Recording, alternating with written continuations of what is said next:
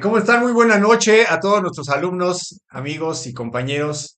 Bienvenidos a esta nueva sesión para entender. Ya estamos terminando estas sesiones para entender que hemos estado compartiendo con todos ustedes en YouTube este experimento que hicimos. Lo hicimos porque queremos abarcar un poco más, llegar a mucha más gente y poder compartir toda esta información que nosotros estamos procesando a lo largo del tiempo con estas investigaciones que hacemos acerca de la historia, de la geopolítica y de las cuestiones que suceden en el mundo posmoderno, en el mundo actual. Y bueno, eso lo hicimos como un experimento precisamente para poder llegar a más personas que vieran de qué manera es como nosotros vamos revisando el curso que, bueno, los que son alumnos, los que son estrategos, ya han ido llevando a lo largo de varias clases, ya llevamos casi un semestre prácticamente desde que empezó el año, hemos estado trabajando por acá y y bueno, estamos por terminar este pequeño experimento que les estoy comentando que estamos abriéndonos a esta posibilidad. Y tenemos ya lista una nueva temporada que va a empezar a partir ya de la próxima semana. Una temporada, le digo temporada, porque por temporadas vamos armando webinarios, vamos armando materiales distintos y vamos resumiendo algunos de los acontecimientos que van ocurriendo a lo largo del tiempo. Y entonces ya estamos listos para empezar esta segunda mitad del año. Ya prácticamente el día 21 es el día 20, es el viernes. El día 21 de junio es la mitad del año, es el día del equinoccio. Entra incluso el verano, la estación del verano. Y entonces la mitad, justamente es la mitad del año, queda justamente la mitad, las 26 semanas para que acabe el 2024 y nosotros empezamos con otro semestre, con otra temporada. Y entonces les vamos a estar compartiendo varias cosas que hemos estado preparando para ustedes que les van a gustar mucho. Entonces, bueno, mientras tanto, les vuelvo a dar la bienvenida, les reitero la bienvenida a esta, y también coincide porque esta última clase, no para los estrategos, no para los alumnos vamos a seguir esta clase semanal, vamos a continuar con esta dinámica, pero coincide precisamente con los temas que hemos estado revisando del curso para entender lo que pasa en el mundo, que precisamente ya en este próximo semestre tiene varias modificaciones y este curso se ha ido ensanchando, ha ido teniendo cada vez más elementos más particulares, se les han ido añadiendo actualizaciones y el curso que vamos a desarrollar a partir de ahora, este mismo curso toma una nueva estructura y ahora se llama Historia Exponencial. Exponencial vamos a desarrollar, además de la historia normal, como hemos estado viendo a lo largo pues, de estas clases, vamos a desarrollar algunos elementos para que ustedes puedan desarrollar su propia expertise en los temas que más les interesen. Entonces vamos a darle un seguimiento y va a estar muy interesante. Entonces, ahorita estamos terminando, prácticamente con esta clase vamos a terminar el último capítulo, el último subcapítulo del capítulo uno, del capítulo 2. Ahorita lo revisamos, vamos a ver ahorita.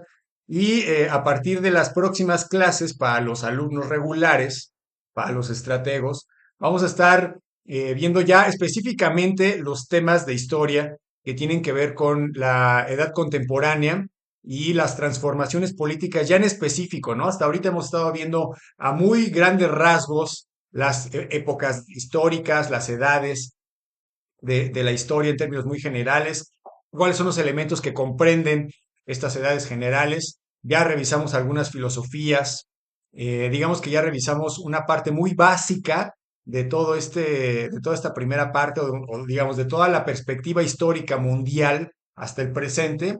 Y ahora vamos a empezar específicamente en cada uno de los elementos para ir poco a poco también dilucidando y entendiendo lo que pasa hasta llegar al presente, ¿no? Que es lo que buscamos finalmente. Entonces, pues les doy la bienvenida nuevamente. Les voy a compartir, como ya saben, la pantalla. Como saben, del lado izquierdo tenemos pues el curso. Quiero ver nada más el número, el número del capítulo para que, pues los que tienen este manual, bueno, no es un manual, realmente es todo el libro, ¿no? El libro para entender lo que pasa en el mundo, el capítulo uno. Esto lo hemos estado revisando en términos muy generales. Y aquí viene, es el capítulo 1.4. las edades de la historia, es el que estamos terminando, y vamos a comenzar ya con el capítulo 2 a partir de la próxima semana. Ya vimos la evolución de las sociedades, vimos la complejización o la complejidad de las estructuras de gobierno, de la filosofía de los imperios, del imperio romano, cómo se fueron expandiendo, cómo fueron dominando estos imperios a los diferentes pueblos que vivían en Europa, cómo se fueron desarrollando en la Edad Media, en la Alta y la Baja Edad Media, las estructuras religiosas, el desarrollo del Islam. Bueno, también en la Edad Media vimos toda la estructura económica, política, social que fueron desarrollando. Vimos las cruzadas, vimos el desarrollo en España, cómo se fue conformando este país y que tenía todo que ver con la conquista en la Edad Moderna, ¿no? Vimos toda esta parte. Y las diferencias de la Edad Media, vimos las diferencias en cuestiones económicas, políticas, sociales, ya las distinguimos bastante bien. Acuérdense que esto lo vimos la clase pasada, los elementos importantes que tienen, que nos ayudan a poder entender cada una de las estrategias que se estudian en la historia, o sea, quiero decir, cada una de las, no estrategias, digamos, cada una de las materias o cada una de las ciencias nos permiten tener una perspectiva mucho más amplia del mundo en una misma época, en una misma línea de tiempo, digamos, paralelamente en la misma época, en el mismo tiempo, en el mismo año, podemos estar revisando aspectos políticos, aspectos económicos, aspectos artísticos que se van complementando y que nos van permitiendo pues tener esta perspectiva mucho más amplia de todo lo que está sucediendo en ese territorio, en ese periodo de tiempo. Y es por eso que podemos entender mucho mejor, porque como saben, pues los eventos históricos no únicamente son políticos o no únicamente son artísticos, aunque pues finalmente se quedan ahí grabados, ¿no? En la historia como los elementos más importantes que en algún momento pues destacan, pero no son los únicos. Entonces, bueno, la vez pasada vimos este mapa, este cuadro, perdón, de la modernidad. Ya ahorita nada más lo voy a rápidamente, nada más para que lo recuerden, para que recuerden qué vimos la vez pasada. Aquí los colores corresponden, como saben, déjenme hacerlo un poco más grande. eh, a ver. Bueno, ahí está. Estos colores que están en el fondo de este esquema, como saben, corresponden a las regiones, ya lo tienen bien, bien ubicado, ¿no? Las regiones, por ejemplo, el color verde, pues estamos hablando de la región de Medio Oriente. Aquí el rosado, o el rosa, es lo que estaba pasando en Europa. En América es de color azul. También tenemos de color morado, de color violeta, Asia, y color África es el amarillo, aunque aquí no hay elementos de este color, ahorita no estamos revisando esto. Y los elementos generales que están en color gris o los que están más hasta arriba, que son los que nos explican, ¿no? Entonces vimos todo el desarrollo de esta parte de la modernidad, de la importancia de la modernidad, de la importancia de lo nuevo, de los elementos nuevos que vienen a sustituir el antiguo régimen, todo lo que se vivía en el antiguo régimen, aquí está, ¿no? La ilustración, el renacimiento, el humanismo y el desarrollo que fuimos viendo, cómo se fue dando a lo largo del tiempo, cómo la ciencia va adquiriendo cada vez más importancia, el capitalismo va adquiriendo cada vez más importancia, los burgueses y la acumulación de su capital va teniendo cada vez más importancia, el desarrollo de la industria, la primera revolución industrial. Ya dijimos que estamos ahorita actualmente en la quinta revolución industrial, con la tecnología tan exponencialmente, por eso también nuestro curso de historia es exponencial, exponencialmente crecida, ¿no? Con la inteligencia artificial han volado, pues realmente todas las estructuras y ha sido toda una revolución, ¿no? Ya lo platicamos también la vez pasada, cómo es que en el aspecto educativo, la forma en la que uno requiere evaluar a los alumnos o incluso enseñar ha revolucionado, ha cambiado por completo, ¿no? Ya no podemos pedir un trabajo a los alumnos como lo hacíamos antes, que nos entreguen un trabajo escrito, porque ya la inteligencia artificial lo hace muchísimo mejor y muchísimo más rápido. Entonces, nuestras estrategias deben de modificarse con el tiempo y tenemos que apalancarnos precisamente con la inteligencia artificial para poder estar a la vanguardia. Y esto, pues, no tiene más de 20 años, ¿no? Bueno, la inteligencia artificial tiene apenas 4 o 5 años públicamente apenas pues el año pasado surgió, o sea, apenas el año pasado con ChatGPT empezamos a tener los primeros pininos y ahorita apenas a la mitad del año ya hay una gran cantidad de inteligencias artificiales para todo, ¿no? Para todo, para hacer diseños, para hacer imágenes, para hacer logotipos, para hacer esquemas, para lo que se les ocurra ya hay inteligencias artificiales. Y este solo es el principio, ¿no? Estamos en el primer año, vamos simplemente a esperar en un par de años todo va a haber revolucionado y bueno, así es ya la velocidad de los cambios de las revoluciones industriales debido a la tecnología. En esta época posmoderna, que también ya definimos lo que es la posmodernidad, eh, que también sabemos que es un debate, ¿no? Ese elemento, ese concepto de la posmodernidad, pero que para términos generales y para términos también, para hacernos más fácil el entender qué está pasando en el mundo, pues dividimos, ¿no? A partir de los 70, y es por eso que ya habíamos revisado todo esto. Entonces, esta parte ya que vimos aquí en este esquema, pues ya es la parte de la modernidad, ahí termina la Revolución Francesa, en 1789, esto ya se lo saben de memoria, siempre les doy esa clase, siempre les recuerdo la, la fecha 789, ¿no? Que es, ahí parte la edad contemporánea, aquí está la edad contemporánea, ya habíamos revisado también, ahí está, ¿no? Los hechos importantes. Bueno, este está en 1700, acá en la línea de tiempo lo traemos, tenemos la fecha en 1400, en 1949, a ver, voy a bajar esto,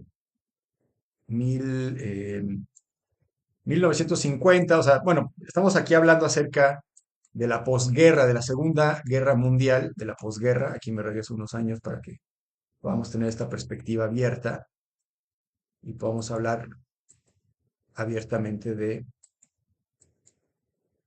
la edad posmoderna, ¿no? Bueno, que nos ubiquemos un poco aquí, después de, acuérdense que esta línea roja, pues aquí termina la Segunda Guerra Mundial. Aquí estamos en Guerra Mundial, 1944, 45, aquí está la Palomita de la Paz, casi terminando en septiembre por ahí de 1945, termina la guerra, aunque también ya comentamos que Stalin siguió la guerra un rato, ¿no? Para poderse apoderar de algunas de las provincias en Asia, a pesar de que ya habían detonado las bombas atómicas, ya se había dicho incluso que habían terminado la guerra, Stalin, bueno, eso es parte de otra historia, ¿no? Pero Stalin, ya lo vamos a ver también un poco más adelante cuando veamos la Revolución Rusa, en específico la Revolución Rusa, vamos a irnos un poco más atrás para poder entender cómo fue el movimiento del socialismo en Rusia y cómo fue la decadencia pues, del stalinismo y bueno, todo este movimiento. Y vamos también a revisar este detalle, ¿no? De cómo Stalin, precisamente después de que termina la Segunda Guerra, continúa para hacer unas ampliaciones del poderío que tenía. Y bueno, termina la guerra y aquí es donde decíamos o habíamos hablado ya la vez pasada de esta crisis de la razón en el momento en el que los filósofos y o sea, los intelectuales empiezan a cuestionar precisamente estos hechos del holocausto. Se va sabiendo poco a poco, ¿no? Durante la guerra se van descubriendo los campos de concentración y una vez que termina la guerra, pues se destapa toda esta información y se empieza a conocer cómo es que los alemanes tenían pues, el control y cómo masacraban a todas estas personas, ¿no? A todos estos judíos que querían desaparecer de la faz de la tierra y entonces cómo fueron actuando en ese sentido. Y esto es lo que provoca esta crítica por parte de los filósofos que empezaron a cuestionarse si los movimientos enteramente racionales, si este orden y progreso que habíamos platicado en el momento, ¿se acuerdan de cuando hablamos de Porfirio Díaz bueno, el desarrollo de la ciencia, de la historia, que hablaban precisamente de este metarrelato, ¿no? De esta ideología de que lo mejor era el progreso, el orden y el progreso, la tecnología y el libre mercado, y de esa manera el capitalismo, ¿no? Y de esa manera pues se iba a empezar a mejorar las condiciones de vida poco a poco, iba a haber una derrama económica y que iba a favorecer pues, prácticamente a toda la población y que, bueno, no ha sucedido de esa manera, pero esa era la ideología, ¿no? Entonces viene esta filosofía, viene con mucha fuerza al principio del siglo XX, al principio de 1900, por eso hablaba de Porfirio Díaz, acuérdense que Porfirio Díaz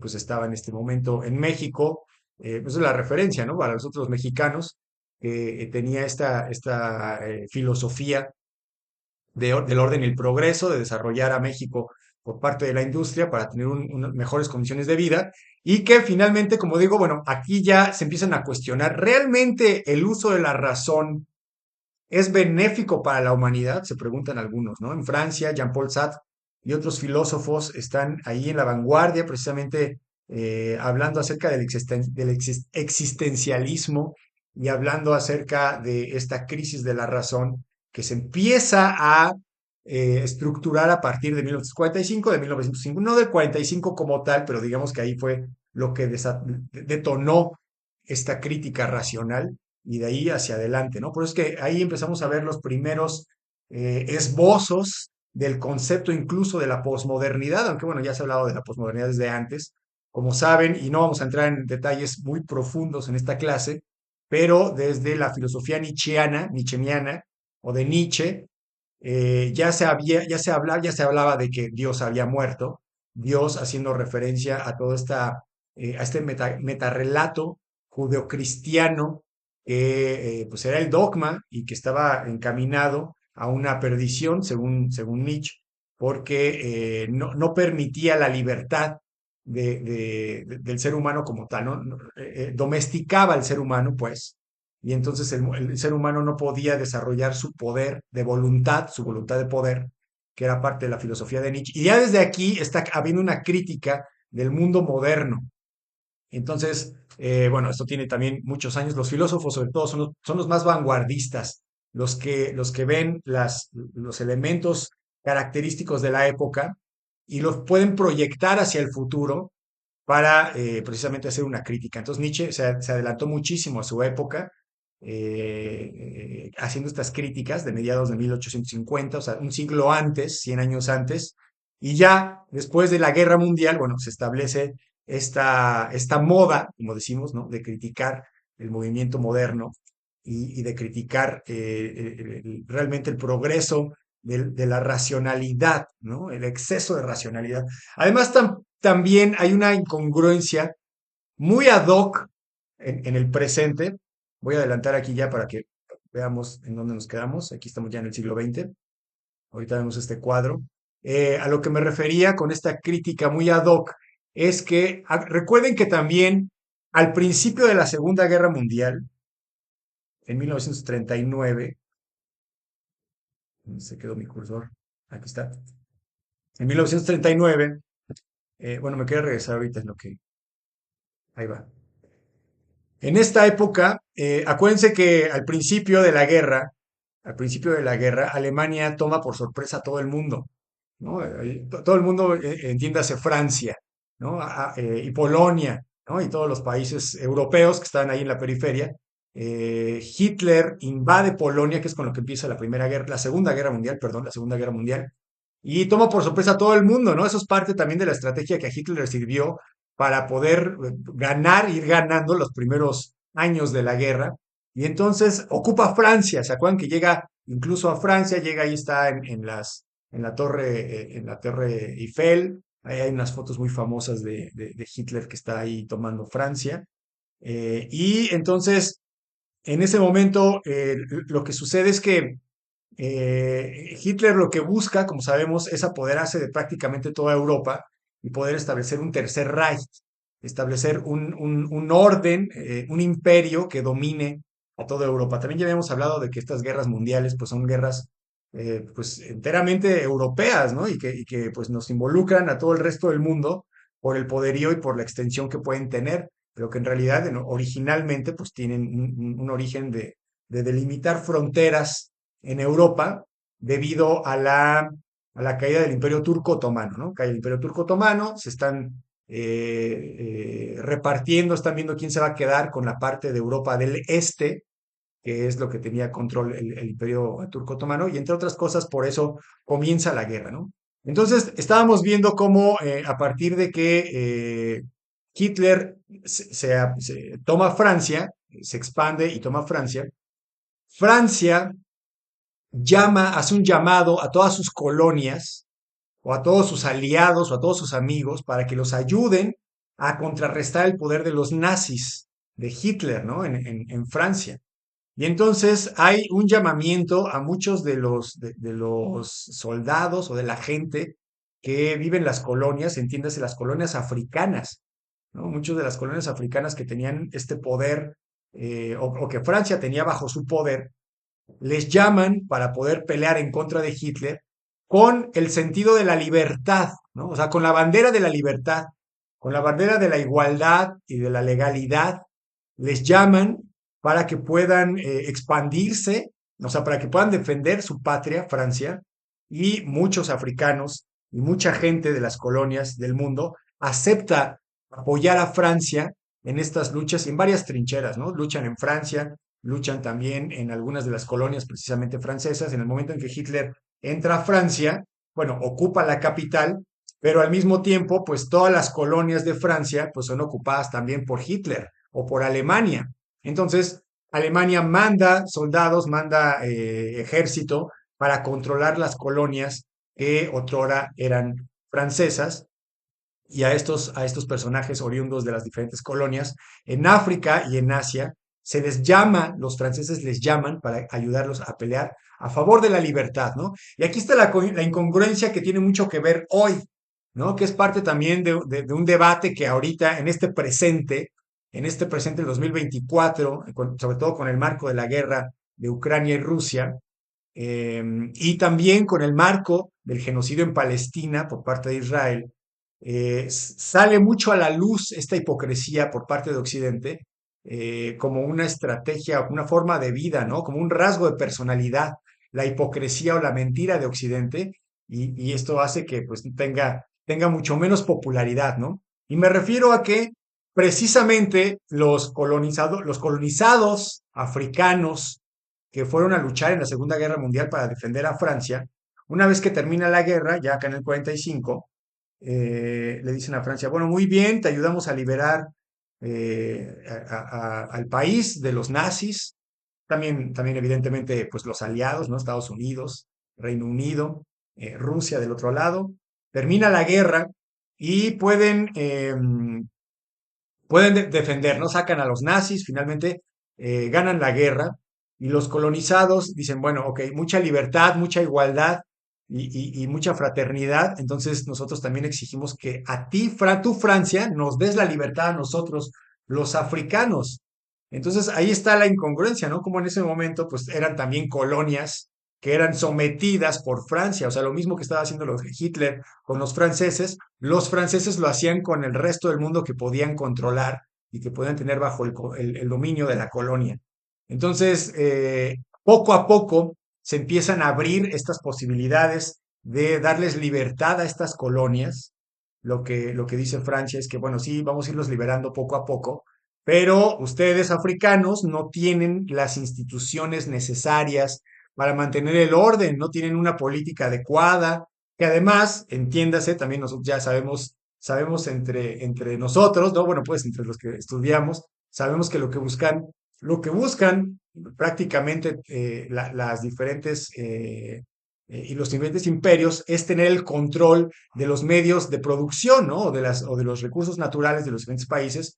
Es por eso por lo que entraron originalmente. Y entonces, para poderles otorgar la libertad a muchos de estos países, colonias, africanos que fueron colonias en otro momento, lo que hacen es que tienen que tener un gobierno que esté a favor de ellos mismos, ¿no? Es decir, que los franceses puedan controlar los recursos naturales, que tengan instituciones y gobiernos que pues estén de acuerdo en que los franceses controlen estos medios de comunicación, bueno, sí, también los medios de comunicación, pero sobre todo los medios de producción, las minas, el gas, el petróleo, dependiendo del país que tenga diferentes recursos naturales. Y esto es una estructura que, bueno, evidentemente, también, Occidente también la aplica, ¿no? Estados Unidos aplica esta misma técnica, o digamos, viene parte de Occidente. Cuando colonizan un lugar, vemos Estados Unidos cuando entró en Irak, cuando decían que había armas de destrucción masiva y quitaron el gobierno de Saddam Hussein y bueno, todo lo que vimos apenas en la guerra del Golfo, para que Estados Unidos saliera, bueno, todavía no sale por completo, ¿no? Todavía hay marines y todavía hay algunas en las bases militares estadounidenses, o sea, la presencia y el poder estadounidense todavía está ahí, pero no salen por completo, sino hasta que tienen un gobierno que les permite, un gobierno aliado de Estados Unidos que les garantiza que van a poder establecer pues, el control finalmente de la extracción con políticas económicas muy favorables para los dueños de las fábricas o de las empresas extractoras de los recursos naturales, del petróleo, ¿no? Del gas natural, que son, a final de cuentas, británicas o estadounidenses, ¿no? Shell, todas las empresas de petróleo, pues son occidentales y bueno, tienen que tener un vínculo muy estrecho con los gobiernos en turno y tener una continuidad lógica, o sea, que los diferentes gobiernos posteriores también tengan estas mismas favoritismos con la política occidental para que les puedan ir dando libertades, ¿no? Para que los puedan ir soltando poco a poco. Entonces, al final de la Segunda Guerra Mundial, este fenómeno sucede junto con esta crítica pues de la racionalidad y del metarrelato, ¿no? De la occidentalidad. Me refiero al metarrelato, como lo que hemos estado viendo, ¿no? El conjunto de esta ideología occidental, judeocristiana, católica, eh, neoliberal, capitalista, ¿no? Que es lo que está surgiendo a partir de aquí. Aquí, por ejemplo, a partir del 45, tenemos que el neoliberalismo pues empieza a tener un crecimiento muy importante, muy exponencial a partir de ahí. Está en competencia directa, acuérdense que aquí a partir de este momento empieza la Guerra Fría, y está en competencia directa específicamente con Rusia y con el sistema de la URSS, que es el socialismo, que es totalmente opuesto, como ya lo hemos visto muchas veces, al sistema capitalista. Entonces, le mete el acelerador el sistema capitalista en el liberalismo, y entonces viene un neoliberalismo, como saben, el neo significa nuevo, un nuevo liberalismo, un liberalismo mucho más violento, mucho más agresivo, que además, como sabemos, a partir de aquí, que también coincide, ¿no? La generación de los baby boomers, a partir de 1945, a partir de ahí, ya el aspecto cultural de la economía, el aspecto del consumo, pues, del consumismo como tal empieza a ser cada vez más importante, ¿no? Los medios de comunicación favorecen pues, al consumo, ¿no? La publicidad empieza a ser también un elemento importante para poder manipular a la gente, a los consumidores, para que compren ciertos productos. Y la tecnología aplicada, ¿no? Aunque hay crítica y tratan de volverse a reconstruir o a reconfigurar esta estructura del pensamiento racional, la tecnología sigue avanzando, ¿no? Entonces, la época en la que los hogares en Estados Unidos ya hay televisiones, ya hay lavadoras, ya hay estufas, hornos de microondas todavía no, ya hay radio, por ejemplo, ¿no? Aquí si nos regresamos unos años, podríamos ver algunos de los inventos, donde están, aquí está la ciencia y la tecnología, aquí abajo, o sea, abajo de la línea de tiempo. Y bueno, a ver, vamos a ver qué había al principio del siglo. En 31, aquí hay algunos, ahí está la televisión, ¿no? La televisión en 1928, la televisión blanco y negro, pero pues ya es un medio de comunicación masivo, que además del periódico y bueno, de la radio, ya van invadiendo poco a poco los aspectos culturales, ¿no? Poco a poco ya no es una cuestión meramente económica el consumo, sino que poco a poco pues ya es lo que está de moda es consumir, lo que está de moda además también, como decía, ¿no? Hay muchos elementos que entran en la dinámica. Los roles de género también son muy importantes en este momento, como las mujeres se tenían que quedar en casa, las mujeres no estudiaban para nada, las mujeres eran para mantener a los hijos y los hombres, o sea, los machos, físicamente los hombres tenían que salir a trabajar. Y bueno, este esquema occidental, porque es un modelo occidental, es el modelo que empieza a desarrollarse a partir de aquí y empieza a ser cada vez más acelerado, ¿no? A partir de 45 se critica todos estos elementos de la racionalidad al mismo tiempo que se acelera el proceso del desarrollo del capitalismo. Entonces, por eso era la referencia con respecto a la cuestión de los franceses, porque pues les reclama, ¿no? A ver, tú quieres que te apoyemos para conseguir la libertad y tú Francia, estás en contra y estás criticando que los nazis te invadieran y estás exigiendo libertad, pues entonces danos libertad a nosotros los colonizados, ¿no? Y bueno, a partir de aquí comienzan estos movimientos de independencia también de los países africanos. Como saben, en 1960, aquí nada más para hacerla, o sea, rápido me voy a adelantar aquí, empieza la Guerra Fría, bueno, ya también la Guerra Fría ya la conocemos bastante bien. Y bueno, nada más quería hacer la referencia. En 1960 exactamente, aquí está, justo cuando surgió la banda de los Beatles. Para los que sean de esta época más o menos, o bueno, a los que les gusten los Beatles, aquí estaba, ¿no? Por ejemplo, este grupo se llamaba The Quarrymen, ahí están, en el 56, y después ya en el 1960 se convierten en los Beatles, y pues obviamente todo el mundo ha escuchado a los Beatles, por eso es la referencia, ¿no? Aquí hay algunos otros elementos culturales, pero bueno, ahí está la referencia de los Beatles. Ahí está este mural que está actualmente en el Castillo de Chapultepec, aquí en México, en el Museo del Castillo de Chapultepec, la fusión de las dos culturas. También esta pintura es muy icónica, ¿no? De González Camarena. Pero bueno, aquí a lo que iba era que en 1960, si nos vamos hasta la parte de África, vamos a ver cómo de forma masiva y de forma uniforme,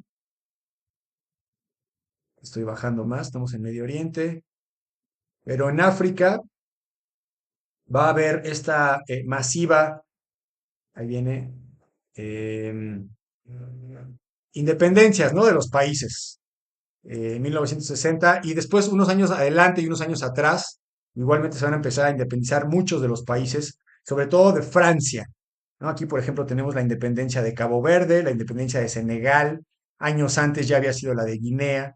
Aquí está, ¿no? Está la banderita de Francia tachada, que quiere decir que pues era colonia francesa y que se les fue otorgando la libertad. Aquí también tenemos una de Alemania, una de Reino Unido, pero pues prácticamente todas eran francesas, ¿no? Aquí está Costa de Marfil, Malí, Burkina Faso, Beni, Níger, Nigeria, Chad, Camerún. Bueno, aquí están algunas, ¿no? Y como verán, pues son muchas las que en este mismo año se independizan y algunos años posteriores, aquí como vemos, ¿no? En el 61, 62 también, 63. Bueno, todavía, ¿no? Vemos mucha inestabilidad en África, precisamente porque hay, bueno, ya explicamos también el origen de la inestabilidad política en África, que tiene que ver con la división política que se inventaron los europeos cuando colonizaron y que los oriundos africanos pues no están conformes con esta división fronteriza, porque muchos son pueblos seminómadas que atraviesan estas fronteras que no respetan, o sea, que no reconocen, y entonces ahí empieza el dilema, ¿no? También una de las cosas que sucede en Medio Oriente, que igualmente, ¿no? Los franceses y los británicos dividieron como se les ocurrió las fronteras en Medio Oriente y entonces, por eso hay conflicto, ¿no? Es parte de, hay muchos pueblos que no reconocen estas fronteras, que quieren traspasar y seguir su camino, y bueno, en fin. En África ocurre lo mismo y por eso todavía hasta el presente vemos cómo es conflictivo muchos de los países que en África, muchos de pequeños grupos que cometen golpes de Estado, Francia, Reino Unido y algunos otros países europeos que apoyan a algunos de los países que, algunos de los gobiernos para que puedan tener esta dinámica, como decíamos, ¿no? De la explotación de los recursos naturales, y entonces entran en conflicto, ¿no? Bueno, ahí hay muchos conflictos en África, y hasta el presente, pues todavía hay guerras civiles, como decíamos, ¿no? Bueno, aquí está la muestra, en 1960, y por eso decíamos, voy a regresar hasta acá arriba, para poder hacer referencia, o seguir haciendo referencia a lo que significa la posmodernidad, ¿no? Aquí ya a partir de, que como saben, pues no es en un año que diga ya a partir de 1970 empieza la posmodernidad, porque hay muchos elementos, o sea, hay muchas cuestiones que determinan este cambio que se va dando, por eso estoy hablando aquí desde a partir del 50, del 45, que termina la guerra, en adelante, primero empieza a haber esta crisis, empieza a haber esta crítica filosófica, el arte también empieza a ser una manifestación, el arte pop, por ejemplo, también el icónico Andy Warhol, aquí lo vemos, ¿no? Bueno, no lo vemos a él, pero aquí está, por ejemplo, estas Marilyn Monrose que pintó, y bueno, otras pinturas, aquí están las Campbells, ¿no? Que también hacía una crítica precisamente al consumismo y a estos elementos del capitalismo de consumo. Entonces, es uno de los primeros artistas que también empieza a hacer reproducciones masivas de su producto o de su arte que no son originales, o sea, que son hechas precisamente para ser impresas miles de veces y volverse al mismo tiempo también un producto del capital, ¿no? Es una crítica artística del capitalismo bueno, se difunde, todo el mundo tiene un póster de Marilyn Monroe pintado por Andy Warhol o es muy icónico, ¿no? También de la época, así como muchos otros artistas, ahorita nada más estamos viendo digamos, lo representativo, ¿no? Pero es lo que sucede en esta época, que como decíamos, va perfilando este cambio, va empezando a acumular las, los elementos cada vez más rebuscados, cada vez más atascados, ¿no? De elementos poco a poco, la música, el arte, va necesitando cada vez emociones más fuertes, poco a poco, a lo largo de los años, ¿no? No es una cosa que se manifieste de inmediato, y poco a poco, pues las expresiones artísticas van siendo cada vez más expresivas, ¿no? Cada vez más locas. Bueno, déjenme ver, aquí teníamos una pregunta. Eh, nos dice Raúl, el neoliberalismo me hace referencia a una especie de canibalismo. Es como una especie es como una especie como el instinto animal, precisamente, ¿no? Pero educado, ¿no? Civilizado. Porque, pues sí, evidentemente, digo, aquí está empezando, ¿no? En la época de los sesentas, de los setentas, poco a poco la gente va empezando a adquirir esta idea de que el tener objetos materiales les va dando cierto estatus y entonces pues es una competencia brutal que a veces uno, en muchos casos, se le olvidan realmente los valores o los objetivos que uno puede tener a nivel profundo, no a nivel profesional, a nivel familiar, por ejemplo, no a nivel individual. Y a veces mucha gente se le va olvidando, va olvidando todo esto y se va quedando dentro de la dinámica del consumo, ¿no? Y entonces lo más importante es tener el auto, o tener la ropa, o tener el viaje. Y bueno, ya aquí todavía no hay internet, ¿no? Todavía no están las redes sociales, pero ahorita, pues lo que está de moda es tomarse la foto sonriendo y estando en el restaurante, lo que se van a comer y bueno, todo lo que también ya vivimos de forma directa, ¿no? En esta época, cosas que no existían en 1970. Entonces, pues sí se ha acelerado muchísimo. Por eso siempre hago referencia de esta época, de esta época histórica en la actualidad, como una pelota, ¿no? Siempre les hablo que es como una pelota que va rebotando y que conforme va rebotando cada vez más rápido, más rápido, más rápido. Y así la historia, ¿no? Rebota la pelota en la época de la modernidad, tarda 400, 500 años en dar otro rebote, en lo que la gente empieza a difundirse las ideas, en lo que la política o las revoluciones francesa o la independencia de Estados Unidos se van consolidando y se van expandiendo, ¿no? La ideología en Francia con Napoleón, etcétera, las ideologías de las independencias latinoamericanas, viene rebotando poco a poco, pero cada vez más rápido. Ya hay más tecnología, ya en 1900 pues ya teníamos otro tipo de tecnología. Después de la guerra, acuérdense que las guerras también son propulsoras de tecnología. Muchas de las tecnologías que tenemos actualmente en el uso, el teléfono celular, los radares, bueno, en fin, originalmente fueron, el Internet mismo, ¿no? Originalmente fueron tecnologías militares que eran súper secretas, estaban pues destinadas a ser parte de la seguridad nacional y que poco a poco pues se fueron ampliando y que ya finalmente la gente las podemos usar, podemos tener el acceso en la actualidad a estas tecnologías, ¿no? Pero que finalmente pues la guerra misma fomenta que se desarrollen, que se inventen cosas nuevas, que puedan darles unas ventajas a los enemigos, ¿no? Ventajas militares o de espionaje o de información, etcétera, ¿no?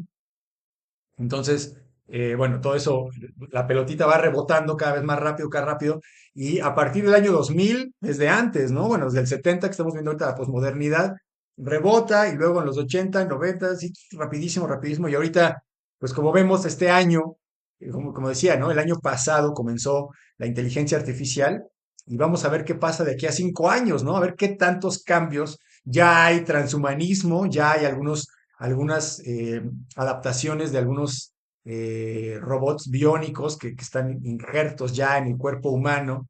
Como saben, este señor Elon Musk, el dueño de Tesla y el dueño de muchas empresas, también está trabajando con algunos chips que ya insertan en el cerebro humano y que ya van teniendo funciones como mover el mouse con el pensamiento o poder entrar a internet nada más con el movimiento de los ojos y cosas que pues ahorita son experimentales, pero que en 5 años van a ser parte de, y bueno, a nuestros nietos van a vivir en un mundo totalmente distinto, ¿no? También vamos a platicar en su momento de haciendo esta prospectiva del futuro, porque la prospectiva también es muy importante y es precisamente la conclusión de la herramienta de la línea de tiempo, precisamente es para que podamos tomar los elementos que existen ahora y los podamos proyectar hacia el futuro y ver cómo es que la humanidad puede cambiar, cuáles son las tendencias que se tienen con respecto a la salud. Por ejemplo, también se habla mucho de que en el futuro va a haber una división muy clara de las poblaciones que van a poder vivir más de 100 años, más de 200 años, porque van a tener acceso a medicinas y a implantes y a tecnologías médicas que a lo mejor mucha otra gente no va a tener acceso por la cuestión económica, ¿no? Entonces, bueno, hay muchos posibles escenarios en el futuro. Ya platicaremos de eso, así algo así como El Mundo Feliz. No sé si leyeron El Mundo Feliz, ahorita no recuerdo el autor del Mundo Feliz, pero bueno, es un libro clásico, seguramente lo escucharon, lo leyeron en algún momento de su vida, y habla precisamente de que pues en el futuro, pues a lo mejor distópico, no sabemos qué tanto, pero hoy va a haber específicamente sociedades dedicadas a ciertas funciones y que van a empezar a, pues, a haber unas diferencias de clases sociales muy grandes, ¿no? Pero bueno, es otro tema, eso lo veremos ya más en el futuro, le tocará vivirlo a nuestros nietos y bueno, por lo pronto, pues aquí empieza, ¿no? Este rebote de la pelotita, cada vez más rápido, exponencial, los inventos cada vez más rápido. Apenas hace cuánto tiempo habían inventado el Internet o el MP3. Todavía apenas hace unos 5 años todo uno guardaba sus archivos de MP3 en la computadora. Ahorita ya la música, pues la puede, todo lo que quiera uno lo puede encontrar ya en Internet en vivo y con la inteligencia artificial mucho más. Entonces, bueno, ya se proyecta mucho más rápido este desarrollo de la tecnología, ¿no? Esto ya a partir de la posmodernidad. Aquí ya, a partir de 1970, aquí ya está, aquí dice, ¿no? En la línea de tiempo, posmodernidad ya es un elemento que se utiliza tanto en el arte, en la arquitectura, por ejemplo, en la literatura, en los aspectos sociales, en los aspectos igualmente también de relaciones internacionales y geopolítica, en las teorías de relaciones internacionales. El concepto de la posmodernidad, pues ya habla de elementos que ya vamos cachando, ¿no? Vamos entonces entendiendo cuál es la naturaleza o la normalidad, digámoslo así, de lo que se vive en esta posmodernidad a partir de 1970 y ya las diferentes épocas, ¿no? Cómo se han ido exaltando los elementos, el neoliberalismo, por ejemplo, que vemos acá. Por eso aquí ya tenemos, ahí está Carlos Slim, ¿no? Con un carrito del súper. Se va haciendo un capitalismo salvaje que también se le conoce.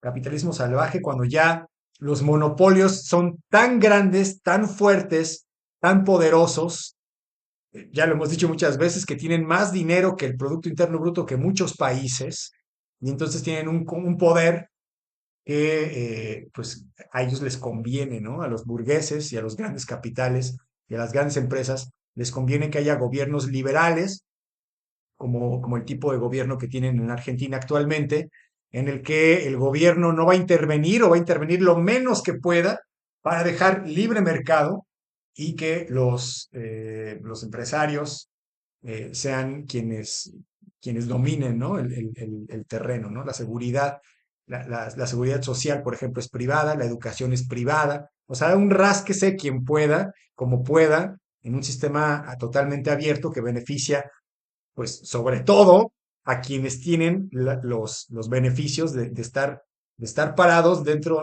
o sobre una empresa que les puede dar estos recursos, ¿no? La mayoría de las personas venden su mano de obra, su tiempo por un sueldo, son proletarios, la mayoría de las personas, ya habíamos explicado también quién es proletario y quién es burgués, burgués es quien es dueño de los medios de producción y los proletarios son los que reciben un sueldo por un tiempo que venden a una empresa, ¿no? Aunque ya habíamos dicho que seas el director de Mercedes-Benz y ganes 300,000 pesos al mes, pues eso finalmente te sigue haciendo un empleado, ¿no? Un empleado que depende de la empresa y que no eres burgués aunque seas rico, ¿no? Bueno, eso ya lo hablamos en el pasado y bueno, es lo que buscan los liberales o los burgueses en este momento de capitalismo salvaje, que se abran las fronteras, ¿no? Que los países, que los gobiernos no participen y que dejen que la economía fluya por medio de la oferta y la demanda. Bueno, esto es parte del desarrollo de uno de los elementos de la posmodernidad. Aquí, bueno, aquí está, ¿no? Lo que habíamos dicho acerca de la crisis de la razón. La razón ha podido construir, eh, pues, inventos y el desarrollo trayendo progreso en algunas regiones, pero también armas de destrucción masiva y muerte, ¿no? Entonces ahí está el punto. Realmente ese paradigma es el que nos conviene a la humanidad. Entonces, poco a poco se va fragmentando, se va rompiendo el paradigma, lo que decía Nietzsche, de que Dios ha muerto. Poco a poco las nuevas generaciones van dejando de creer en los paradigmas absolutos, ¿no? En estos modelos absolutos. Apenas generaciones antes era incuestionable, por ejemplo, si el abuelo te decía una cosa o el papá te ordenaba algo, pues era impensable que uno se pudiera rebelar en contra de las autoridades familiares. Y conforme va pasando el tiempo, las nuevas generaciones van siendo cada vez más rebeldes, cada vez más laxas, se les van siendo cada vez más inconformes también, y esto permite que vayan siendo cada vez más cínicas, ¿no? Se habla mucho del nihilismo, por ejemplo, como tendencia de filosófica o como formas de ser de los jóvenes que ya son parte de la generación X. Veíamos acá, ¿no? La generación X comienza pues por estas fechas. Acá está Generación X, aproximadamente 1965. Todos los que fueron naciendo del 65 hasta 1980, todas estas personas son consideradas dentro de la Generación X. Y bueno, tienen estas características dentro de Occidente, ¿no? También esto es muy importante. Esta figura, esta muestra, pues, de la línea de tiempo, es una muestra de elementos culturales occidentales que nosotros en México, por lo menos, y en América Latina, pues la recibimos por default, ¿no? Decía Porfirio Díaz, pobre México, tan cerca de Estados Unidos y tan lejos de Dios. Pues sí, evidentemente nosotros aquí en América y en México y en Colombia y en Argentina y en muchos lugares, pues tenemos la influencia muy directa de la cultura estadounidense, los canales de televisión, la influencia de la música, la influencia del arte, del modelo occidental que también Estados Unidos busca establecer de forma fáctica en todos estos países. Y entonces tenemos, digamos, estamos cortados por la misma tijera, ¿no? También ya hablamos al principio de estas sesiones, como nosotros por default pues, somos occidentales también, ¿no? Por eso estamos en la región, bueno, estamos en la región de América, pero somos occidentales, surgidos de la cultura occidental, europea, judeocristiana, griega antigua, ¿no? El derecho, incluso el derecho romano, pues viene de Roma, evidentemente, viene de Occidente, y con las adaptaciones adecuadas, pero bueno, son parte de nuestra escuela cultural, nuestra escuela educativa, nuestro modelo, nuestro paradigma para poder interpretar al mundo. Y esto, bueno, hasta esta época, había sido pues el gran paradigma que todos seguíamos, ¿no? La ideología. Por eso en algún momento les hablaba de que pues, prácticamente todos aprendemos la misma historia, ¿no? Es parte de los orígenes precisamente de todos estos desarrollos de la línea de tiempo y de escritura internacional, cómo es que las interpretaciones eran las mismas en todas las épocas, o a partir de aquí en todos los años, ¿no? Estudiábamos lo mismo, estudiábamos la Revolución Francesa, estudiábamos eh, el Imperio Romano, estudiamos lo que es oriundo de Europa sin ponerle tanta atención a los elementos oriundos, la filosofía, por ejemplo, prehispánica o los modelos de gobierno prehispánico, la historia misma, ¿no? La política de la antigüedad antes de la conquista, no es tan popular en estos países a pesar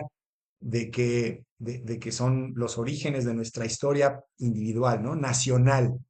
Entonces, toda esta idea europea es un gran paradigma que ha venido a apabullar las instituciones, las formas de educación, han venido a apabullar precisamente los modelos en América y por eso es que nosotros perfectamente conocemos a los Beatles, decíamos, ¿no? Conocemos a Queen, por ejemplo, al grupo de música Queen, o la película de la Guerra de las Galaxias, o todos esos elementos que de alguna manera pues, son parte de nuestra identidad psicológica, ¿no? Cultural, está arraigada en nuestra forma de vivir hasta el presente, ¿no? A partir de 1980 termina la generación X y empieza a partir del 81 la generación Y o los millennials, y entonces la tecnología igualmente se va acelerando, ¿no? Aquí tenemos algunas imágenes.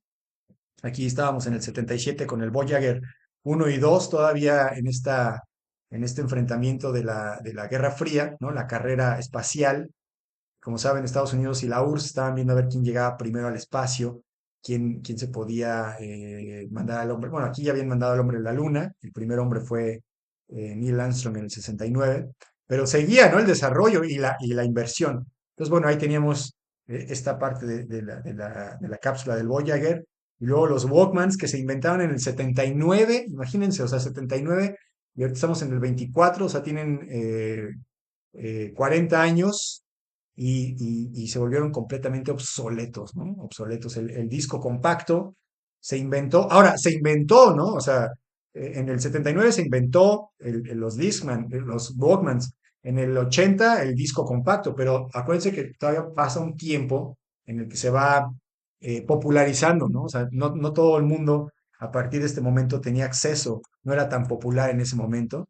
Eh, por ejemplo, ya hasta después, ya cuando se inventaron los Discman, aquí están, ¿no? En el 84, un poco más adelante, pues nada más la gente que tenía muchos ingresos o tenía ingresos más o menos bien, podía darse el lujo de comprarse unos Discman y poco a poco, ¿no? Ya hasta después, a finales de los noventas, ya la gente podía quemar sus propios discos y ya podía quemar sus propios, como si fueran cassettes. Bueno, la tecnología fue cambiando, pero en tiempos muy rápidos, como decíamos, ¿no? Por eso tenemos aquí la referencia de la tecnología. Ahí están los Discman, aquí está el Nintendo, ¿no? Algunos ya ni les tocó el Nintendo y luego viene el Game Boy, el Super Nintendo, bueno, todos los juegos de video que también son un gran indicador de la tecnología, de cómo la forma de la tecnología ha evolucionado. No sé si han visto juegos de videojuegos de la época, de los noventas, y los comparan con los que están ahora. Y los que están ahora, pues uno piensa que es una película, que está viendo una película, ¿no? Y luego tiene ya la movilidad de los juegos. O sea, son increíbles realmente las evoluciones de la tecnología, simplemente hablando de la tecnología. Entonces, estos elementos pues han sido característicos y han ayudado muchísimo al desarrollo de este consumismo a lo largo de estos últimos años. Digo últimos porque pues, ya nos estamos acercando al presente, al 2024, pero pues esta tecnología nos lleva, ¿no? Nos lleva actualmente con las redes sociales, con el Internet, con la inteligencia artificial, eh, pues si uno se descuida, uno está constantemente scrolleando su teléfono, ¿no? Como ya está, hay palabras específicas, ¿no? Cuando le van pasando así al teléfono, que le van pasando las historias, y todo el modelo de comunicación social, toda la forma de acceder a la información, a la educación, todo se ha revolucionado. Entonces todo está en un periodo de reinvención, ¿no? En la posmodernidad también se caracteriza precisamente porque hablábamos del nihilismo, ¿no? De la generación X del cinismo de estas generaciones que pues no han encontrado satisfacción en las condiciones reales de vida en el presente, ¿no? Ya es muy difícil poderse comprar una casa, por ejemplo, a diferencia de las diferentes formas económicas de los modelos, bueno, no de los modelos como tal, pero sí de la época, ¿no? O sea, en la época de nuestros abuelos, de nuestros padres, acceder a un crédito hipotecario no era tan complicado, no era tan caro y ahora es muy difícil, ¿no? Además que las condiciones del trabajo tampoco son tan favorables para el trabajador, ¿no? Ya los trabajadores se contratan temporalmente, ya no tienen antigüedad, muchas empresas, bueno, actúan o tienen algunas políticas precisamente para no engancharse y no tener que dar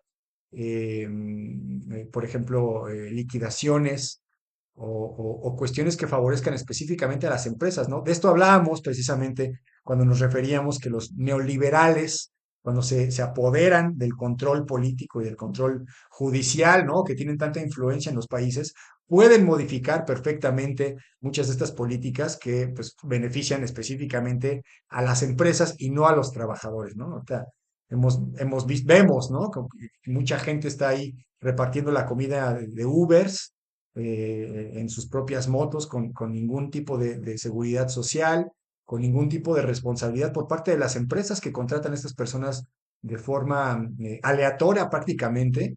Y bueno, esto pues, no existía apenas hace 30 años, ¿no? Aquí al final del siglo pasado, todas estas estructuras empezaron a ir acelerando y empezaron a ir pues beneficiando más al empresario, como decíamos, que a la parte trabajadora.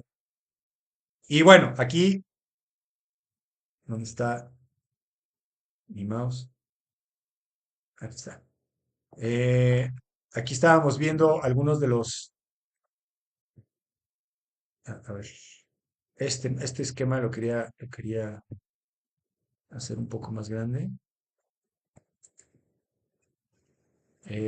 Para poder nada más revisar rápidamente quiénes fueron algunos, ¿no? Algunos de los filósofos, porque evidentemente no son todos los filósofos que han participado en estos movimientos, pero hacíamos una referencia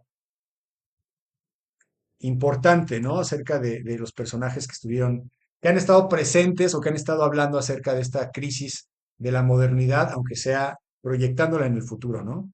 Y desde el principio, bueno, veíamos que en la Ilustración, Kant fue quien desarrolló o quien empezó a desarrollar, a propagar este concepto del uso de la razón, del pensamiento racional.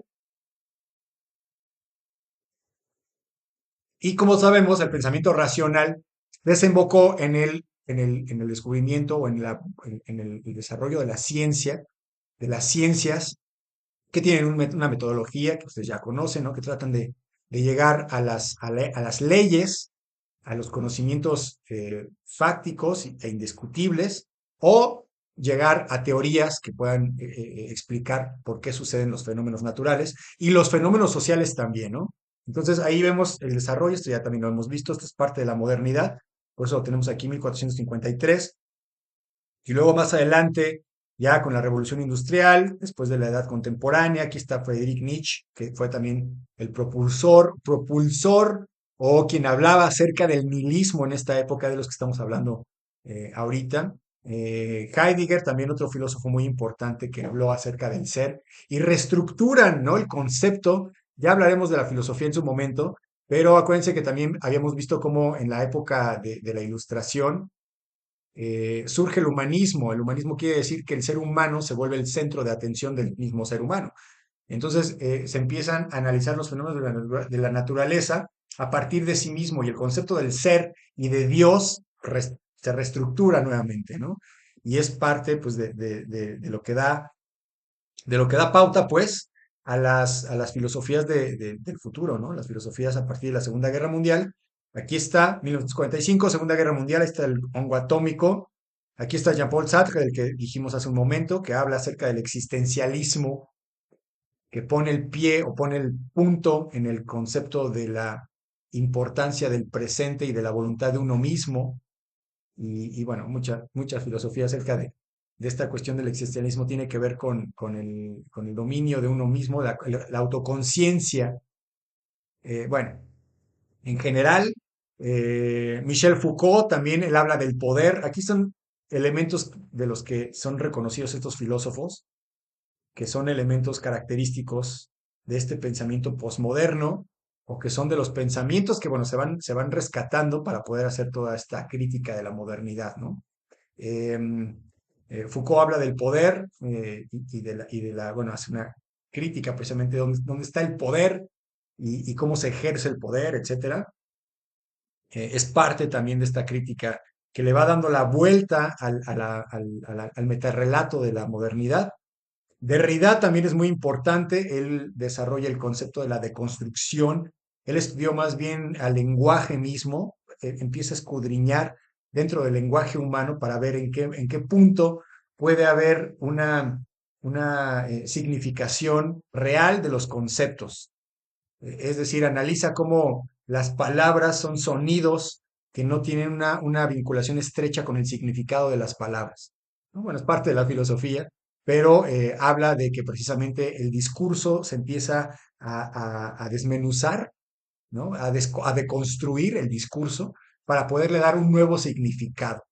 Entonces, se revalorizan muchos de los aspectos de la vida cotidiana y hasta la actualidad, ¿no? Ahorita en la posmodernidad, las verdades son múltiples, ya no hay una sola verdad, ya todas las personas poseen y validan su propia verdad, ¿no? O sea, los grupos, los pequeños grupos sociales reconocen las minorías, reconocen su verdad como auténtica y en esta época pues todo el mundo ya se las respeta y se las reconoce, ¿no? Las minorías, por ejemplo, de la comunidad LGTB, que tienen un discurso y la minoría de la gente de color, ¿no? De los negros, que también tienen un discurso, de las feministas, o sea, todos los diferentes grupos, incluso a nivel artístico, cultural, hay grupos de punks, ¿no? Ahorita ya no hay tantos punks, pero había gente que le gustaba la música dark, por ejemplo, ¿no? Y toda su estética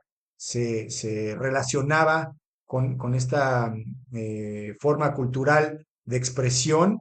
Y entonces todos estos pequeños grupos urbanos, estas tribus urbanas que se les conocía como tal, pues tienen una perspectiva del mundo que se permite en esta época de la posmodernidad, a partir del 2000, bueno, a partir de la época posmoderna, se difunden y todo el mundo puede convivir en una relativa paz, ¿no? Una relativa paz, porque todo el mundo reconoce que, bueno, pues a mí no me gusta el reggae, pero pues los que son rastafaris, pues tienen su onda y tienen incluso sus elementos culturales característicos, ¿no? Y esto se amplió muchísimo en esta época, cuando ya no había un solo modelo que seguir, sino que se permite que, pues, la libertad de la deconstrucción, en este caso, ¿no? Permita que uno vuelva a reconstruir su propio significado, vuelva a significar sus propios elementos de la vida a nivel personal, ¿no? Por eso es muy importante este filósofo y el concepto, sobre todo, de la deconstrucción. También a este otro personaje, a Habermas, que también, bueno, hace una crítica o hace un análisis acerca de la razón instrumental, la razón como instrumento, cómo se aplica la razón y bueno, en fin. Y estos últimos dos personajes, Lyotard y Batimo, son personajes que ya son reconocidos por hablar abiertamente o enseñar abiertamente este concepto de la posmodernidad, hablar acerca del fin de la modernidad o de una estadía posterior a la modernidad. Lyotard, por ejemplo, habla de este fin, esta caducidad de los metarrelatos, lo que estamos hablando ahorita. Ya la gente ya no tiene un solo relato, ¿no? Una sola estructura que seguir, sino que, pues ya en esta época cada quien jala para donde quiere, ¿no? Prácticamente. Y Batimo, em, se me olvidó su nombre, bueno, Batimo, habla acerca del multiculturalismo, que precisamente es esto, ¿no? La forma en la que muchas minorías se expresan y consolidan toda una filosofía o toda una forma de vivir, una forma de ser, de relacionarse, de consumir, ¿no? Y de identificarse con este consumo y con esta ideología, ¿no? Entonces, pues aquí hay para poder hablar muy extensamente acerca de estos conceptos filosóficos, porque, bueno, pues filosofía finalmente habla acerca de analizar precisamente estas tendencias o estas ideologías que tienen mucho que ver y que se relacionan mucho con el consumo, ¿no? Porque prácticamente en esta época parte de la identidad que tienen las nuevas generaciones parte precisamente de la posibilidad de consumir y de poder tener elementos que hagan que uno se reconozca, eh, pues por ejemplo, con la ropa o con la música o con el arte o con los amigos o con los lugares a los que visita. Y esto es un fenómeno mundial, ¿no? Sobre todo en Occidente, pero pues a final de cuentas Occidente está metido en todo el mundo, incluso en los países que menos se imaginen. Bueno, a lo mejor en Corea del Norte no, en Irán no tanto, pero en todo el resto del mundo, aunque sea Rusia, pues hay elementos occidentales que están ahí latentes y que de cualquier manera, pues esta dispersión y esta apertura y crecimiento tecnológico, pues abarca a todo el mundo, ¿no? A todo el mundo. Y uno de los elementos también muy característicos que también señalan esta época, pues es la caída del régimen socialista de la URSS en 1991. Acuérdense que en el 89 cae el muro de Berlín y pues ya fue el antecedente, ¿no? Porque ya 2 años después, en el 91, cayó el régimen como tal, el régimen económico, y a partir de ahí está en el 89, aquí está, ¿no? El murito, el muro de Berlín. Y a partir de ahí, pues la unipolaridad de Occidente o de Estados Unidos eh, se desató hasta el presente, ¿no? En el presente ya hay una decadencia, una franca decadencia que ya se alcanza a percibir por todos lados y que pues en la otra mitad del mundo, que no es occidental, entiéndase Rusia, entiéndase China, entiéndase India, los países que no están 100% de acuerdo con las tácticas y la ideología de Occidente, pues están tomando más poder en esta última época que nunca antes, ¿no? Por eso es que también se perfila este nuevo orden mundial en el que Estados Unidos no es la única potencia mundial y va a haber esta multipolaridad a pesar bueno, de muchas cuestiones acerca de la cooperación o acerca del realismo político que se vive a nivel geopolítico, es decir, una especie de ley de la selva, del más fuerte, a pesar de que a partir precisamente de la guerra se fomentó la cooperación internacional, de que se fomentó que pues es mejor que estemos cooperando entre los países a que nos estemos peleando, porque no se quería volver a llegar a un nivel como el que se llegó en la Segunda Guerra Mundial. A pesar de eso, de forma fáctica o de forma real, pues los países, o en este caso Estados Unidos, se ha impuesto, ¿no? Ha impuesto sus políticas en todo el mundo y ha impuesto pues prácticamente su voluntad en todo el mundo, ¿no? Sí ha habido una ley de la selva, esa ley de la selva se llama realismo político y bueno, es lo que ha imperado hasta el momento que, como decíamos, pues está en franca decadencia, ¿no? Aquí hay este cuadro, ya casi para terminar, ya estamos aquí ya acabamos prácticamente, nada más para revisar estos años, estas revoluciones de colores, que también vamos a ir viendo en su momento específicamente, fueron revoluciones que se dieron en la parte de Europa, de Europa del Este y en algunos lugares bueno, de Asia, en algunos lugares del mundo, en los que, pues, parte de la política estadounidense que buscaba después de la Segunda Guerra Mundial para ganar la Guerra Fría era hacer que la mayoría del mundo se volviera capitalista liberal, democrático, ¿no? Que tuvieran esta ideología o tuvieran esta política o este gobierno que favoreciera o que estuviera del lado de los occidentales. Y como saben, como sucedió en América, con muchas estrategias también del gobierno estadounidense, de espionaje de la CIA, han intervenido en muchos países que apoyan a los movimientos insurgentes o a los movimientos que crean inestabilidad para los gobiernos que son socialistas. Es decir, Estados Unidos busca apoyar a los países y a los movimientos que busquen cambiar el sistema socialista a un sistema capitalista liberal, algo como lo que está pasando en Venezuela, o lo que ha pasado en Venezuela, ¿no? Con Juan Guaidó. ¿Se acuerdan que hubo un golpe de Estado, que Juan Guaidó hizo un golpe de Estado, que era el presidente de la Cámara de los Representantes, y entonces no reconocían el gobierno de Nicolás Maduro, y hubo un golpe de Estado, y Estados Unidos inmediatamente le dio todo el apoyo a Juan Guaidó, porque evidentemente pues no reconoce y no le gusta el gobierno de Maduro, y bueno, a pesar de esta cuestión política, Estados Unidos ha estado presente, ¿no? Este es un ejemplo, ha estado, ya saben, el ejemplo de Chile con el golpe de Estado de Pinochet, y bueno, en fin, hay un sinnúmero de ejemplos, y en estos territorios igualmente Estados Unidos ha buscado que haya un favoritismo, un cambio de gobierno que ayude a estos países a cambiarse de un sistema socialista o un sistema de izquierda a un sistema más favorablemente occidental o prooccidental. Y estas revoluciones de colores han sido así, se han denominado de esta manera porque las formas de protesta pues han tenido han tenido que ver con eso, ¿no? Por ejemplo, en 1974, bueno, aquí me estoy yendo muy atrás, fue la Revolución Madre, ¿no? La primera de estas revoluciones que le estoy diciendo, en el 74 en Portugal, con la Revolución de los Claveles. Y se llamó la Revolución de los Claveles porque la gente salía a protestar con un clavel, incluso se ponía de moda como tienen el clavel en los orificios de los fusiles de los soldados que estaban ahí protegiendo los lugares públicos.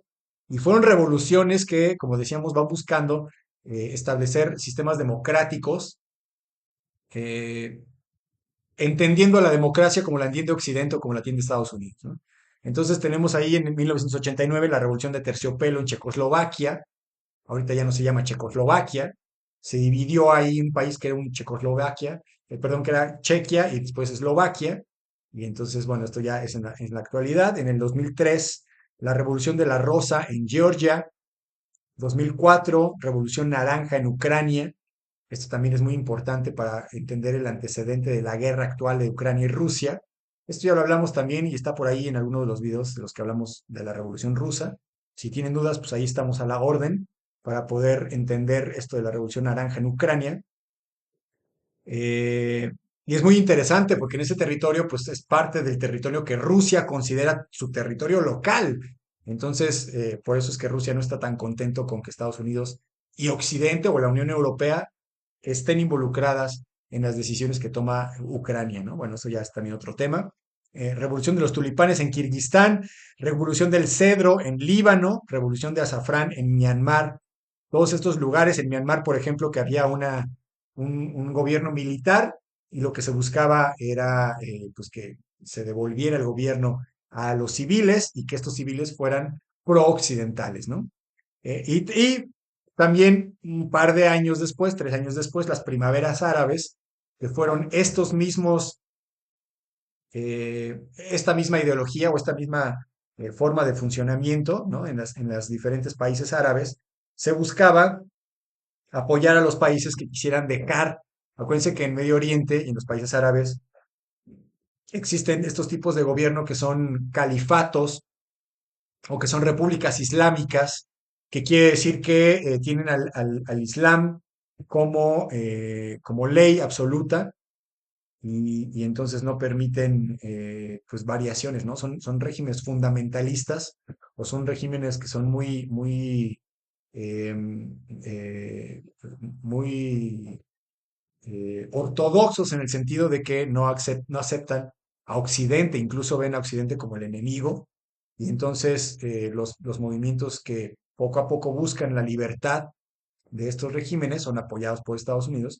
Y ha habido revoluciones en el 2010, la revolución de los jazmines en Túnez, las protestas en Argelia. Algunos de estos movimientos han triunfado, algunos han logrado derrocar a los gobiernos, por ejemplo, en el caso de la revolución de Libia, ¿no? Cuando toman también a Gaddafi, a Muammar Gaddafi y lo asesinan, ¿no? También fue muy famoso estas fotografías y este drama, ¿no? Aquí lo tenemos, aquí en la línea de tiempo, en el 2009, aquí tiene un discurso, también tiene una historia, ¿no? Gaddafi buscaba brincarse el comerciar con el dólar, buscaba tener una propia moneda local y esto evidentemente no le gustó a Estados Unidos y bueno, fue uno de los motivos por los cuales van a buscar que no esté directamente, o sea, que no gane la revolución, pues, ¿no? Y derrocar al gobierno de Gaddafi. Igualmente en Egipto, la revolución de Egipto en 1911, cae Mubarak, que también ya tenía un gran tiempo de haber estado ahí gobernando. Igualmente las reformas políticas en Jordania y la guerra en Siria, ¿no? La guerra en Siria que también actualmente no ha terminado, ya disminuyó de intensidad la guerra siria, pero no ha concluido, todavía está al-Assad como presidente dentro del gobierno.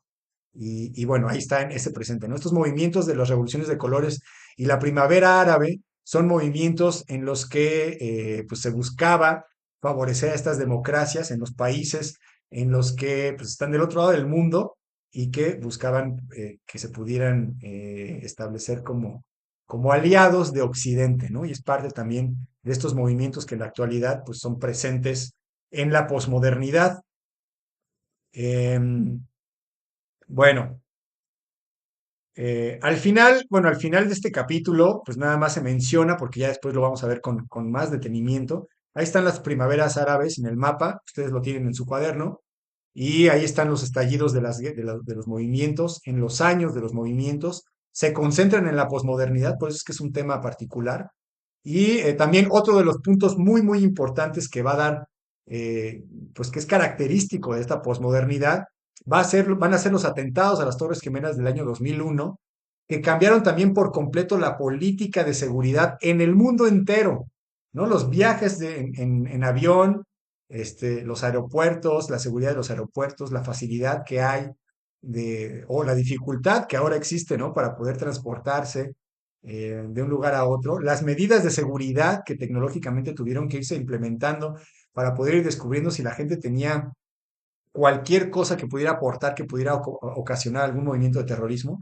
Esto también cambió por completo la estructura de las relaciones geopolíticas y diplomáticas en el mundo entero, ¿no? Ya viajar a partir del 2001 ya no fue tan fácil, entrar a un país ya no fue tan fácil, hay muchas restricciones en términos de desplazamiento, sobre todo por parte de Estados Unidos, en contra de la gente o de los países que considera enemigos. Acuérdense que Estados Unidos tiene una lista negra, perdón, una lista negra de los países que considera enemigos, y a las personas que hayan visitado estos países o que hayan tenido relación con Estados Unidos, perdón, las personas con estos países, Estados Unidos se reserva el derecho de admitirlos en su propio país y de permitirles la movilidad, porque finalmente los aeropuertos, prácticamente todos los aeropuertos del mundo conectan desde Estados Unidos, ¿no? En el caso de México, por ejemplo, si uno quiere irse a Europa, pues los aviones pasan por Miami, aunque no aterricen ahí, pasan por encima del territorio nacional estadounidense, y entonces ya tiene que ver la seguridad nacional estadounidense con esos vuelos. Entonces controlan, digamos, parte de la seguridad de todo el mundo, y nunca ha sido, nunca ha sido igual a partir de esta época, ¿no? Y estos son los hechos, bueno, hasta aquí, hasta el año 2010, que fueron los movimientos de las primaveras árabes, sin contemplar la actual guerra en Ucrania, que también es un elemento pues, que cambia la parte de la geopolítica del mundo en la actualidad, y también el genocidio en Israel, porque también estas ideologías o esta tendencia en Israel, pues da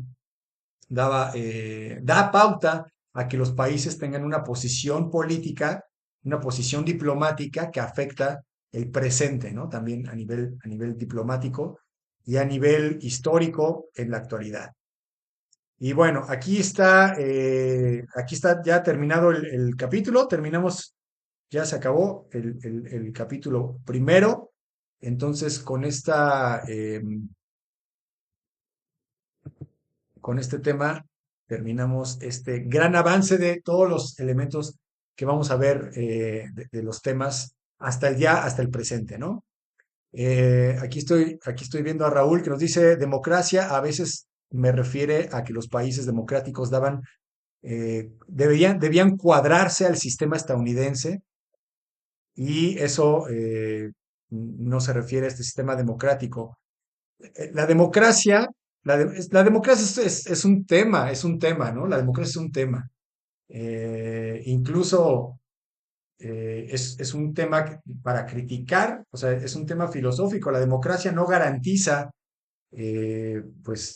unas mejores condiciones de vida, ¿no? Garantiza que la gente pueda participar dentro de la política, pero no quiere decir que vayan a vivir mejor, ¿no? Es una forma de gobierno pues, en la que intervienen o en la que participan las personas, pero que finalmente no garantiza que sean las mejores personas, o que sean los más preparados para llevar a cabo un gobierno, ¿no?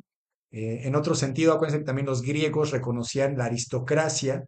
Acuérdense que Aristos viene de los mejores, de ser los mejores, y la aristocracia era el gobierno de los mejores, de los gobiernos de los que estuvieran mejor preparados, ¿no? Para poder gobernar, que estuvieran que estuvieran preparados y que estuvieran educados para saber administración, para poder saber algunos elementos de la política, de la economía, y que pudieran dirigir, ¿no? Que pudieran liderar pues, a las diferentes sociedades y conducirlas, ¿no? De una mejor manera.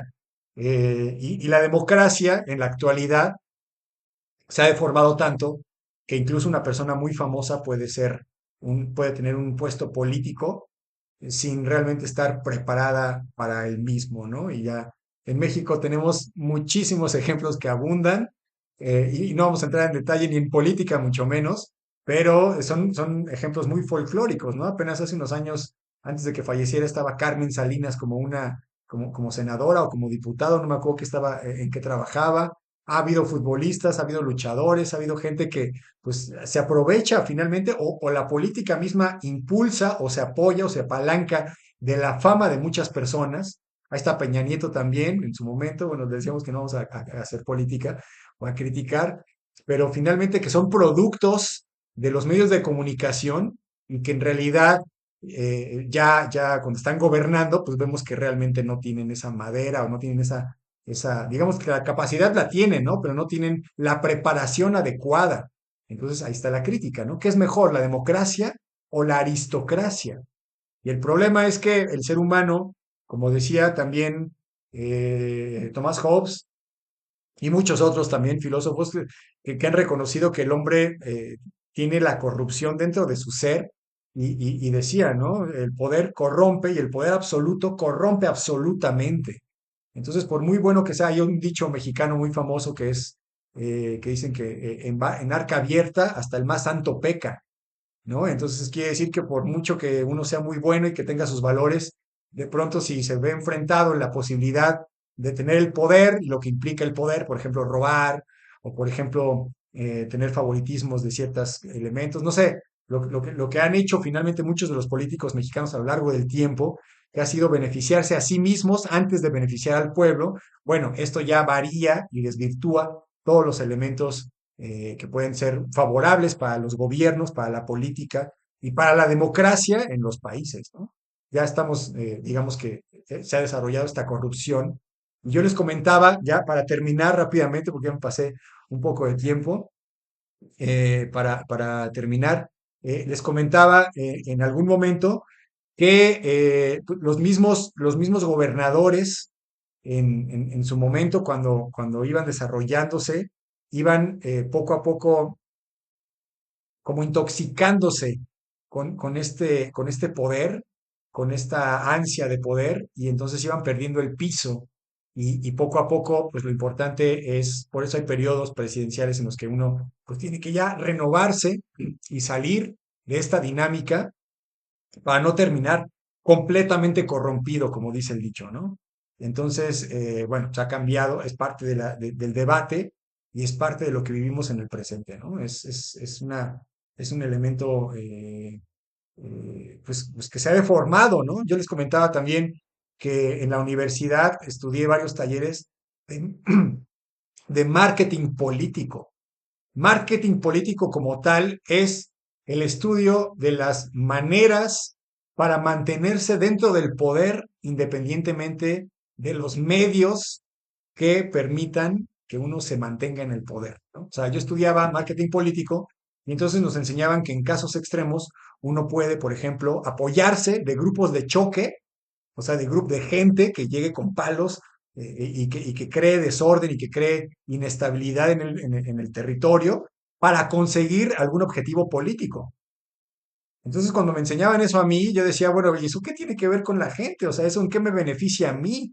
Realmente ya es un juego político por tener el poder que dista mucho de lo que los gobernadores deberían de aspirar, ¿no? Es un poco como en el debate, tampoco voy a entrar en detalles, pero en los debates presidenciales de la candidatura, de las candidaturas presidenciales a México antes de las elecciones, evidentemente, eh, si los llegaron a analizar o a observar, había más bien descalificaciones de los ponentes. No había elementos de propuestas políticas, de mejoramientos. O sea, eran muy escasos, ¿no? Ya la política no ha servido realmente para apoyar a la gente. Bueno, habría que hacer un análisis más profundo, pero pues últimamente, por lo menos en el debate, uno desprestigiaba a uno y el otro desprestigiaba al otro y el otro al otro y terminó el debate y bueno, ¿y yo qué? O sea, yo como mexicano, ¿qué beneficios voy a ver si gana uno u otro candidato? Y a eso se ha reducido un poco la política en nuestros tiempos, ¿no? Habría que hablar un poco más extensamente al respecto, pero sí haciendo referencia precisamente a la parte de lo que decíamos, ¿no? De la democracia y a la parte de la aristocracia y de la forma en la que en la actualidad pues vivimos estas tendencias políticas, pues ahí está, ¿no? El ejemplo en el presente. Entonces, bueno, muy bien muchachos, muchas gracias por acá, por habernos acompañado hasta el final.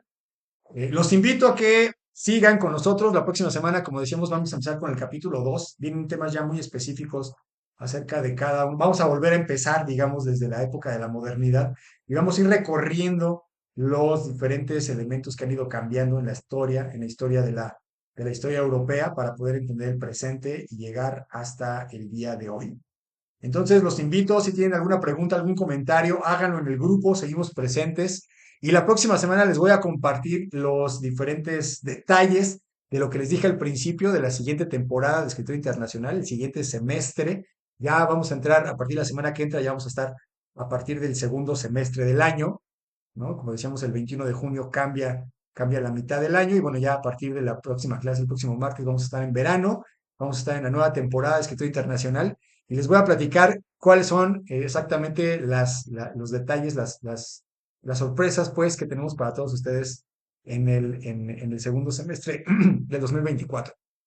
Pues les agradezco mucho que nos hayan acompañado, a Raúl, a Armida, que están aquí en el Zoom, que han estado presentes a lo largo de las clases. Muchas gracias a nuestros estrategos, a nuestros alumnos. También en YouTube, a los que nos han estado acompañando, a Luis, a Dora, a Danae, a Federico, a Majo, que están presentes siempre también, o que han estado presentes últimamente, y a todos los que nos acompañan en las transmisiones diferidas que estamos compartiendo en YouTube. Los invito a que nos sigan acompañando en Escritura Internacional, donde vamos a seguir compartiendo información para entender lo que pasa en el mundo. Mi nombre es Ludwig Hense, no me despido, nosotros nos veremos en el futuro. Muchas gracias muchachos, gracias, un placer. Adiós Raúl, gracias Arvida, Danae, gracias, nos veremos. Adiós.